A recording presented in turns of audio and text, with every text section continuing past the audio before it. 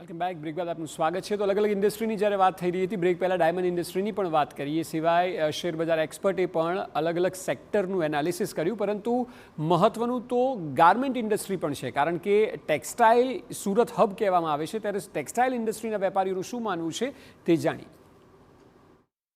કેન્દ્ર સરકાર દ્વારા જે બજેટ રજૂ કરવામાં આવી રહ્યું છે ત્યારે જે રીતે એક જે જાહેરાત કરવામાં આવી છે એસએમઈ અને જે ટેક્સટાઇલની અંદર 10,000 કરોડની જે ફાળવણી કરી છે, તો આપણી સાથે જે એક્સપોર્ટ છે તેમની સાથે વાત કરીશું કઈ રીતે તેનો સીધો ફાયદો થઈ શકે છે અને કઈ રીતે તેની સીધી અસર થશે માર્કેટ ઉપર. જે બજેટ છે એસએમઈ અને જે ટેક્સટાઇલની અંદર જે ફાળવણી કરી છે, કંઈક પાર્કની પણ વાત કરવામાં આવી છે.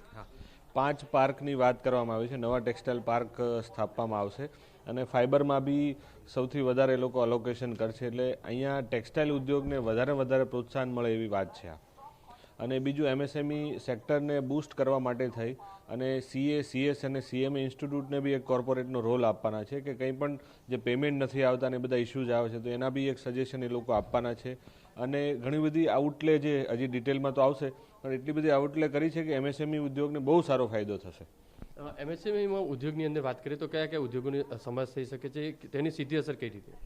50 કરોડથી 100 કરોડ સુધીના જે હોય છે, ઝીરોથી લઈને આપણે 100 કરોડ સુધીનું કહી શકીએ, તો મેક્સિમમ ફાયદો એ લોકોને થશે. કેમ કે મોટી અત્યારે સમસ્યા પેમેન્ટની હોય છે કે પેમેન્ટ આવતું નથી.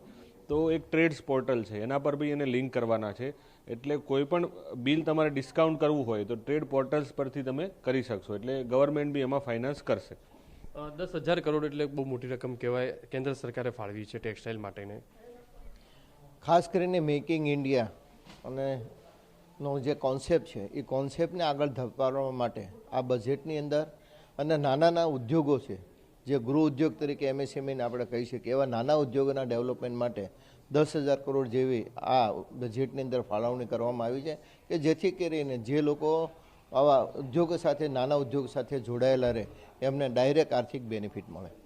જે રીતે બીજા લોકો છે, શું કહેશો ટેક્સટાઇલની અને એસએમઈની અંદર 10,000 કરોડ સુરત ટેક્સટાઇલ હબ છે, નાના ઉદ્યોગ છે વિકસાઈ રહ્યા છે, કેટલો સીધો ફાયદો છે?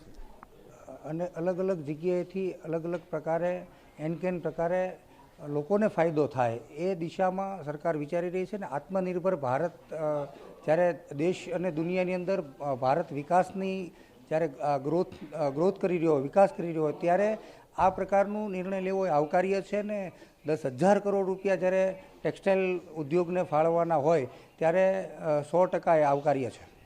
જે રીતે અલગ અલગ જે ટેક્સટાઇલના એક્સપોર્ટો કહી રહ્યા છે તે પ્રમાણે જે રીતે બજેટની અંદર એસએમઈ અને જે 10,000 કરોડ ટેક્સટાઇલને ફાળવવાની જે વાત છે તેને લઈને કંઈક ને કંઈક સીધી અસર સુરતના જે વેપારીઓ છે ત્યાં થઈ શકે છે, કારણ કે અલગ અલગ જગ્યાએ પણ જે પાર્ક જે બનાવવાની વાત છે તેની સીધી અસર જોવા મળશે. કેમેરામેન સંજય ચંદ્ર સાથે બલદુ સુથાર, TV9 સુરત.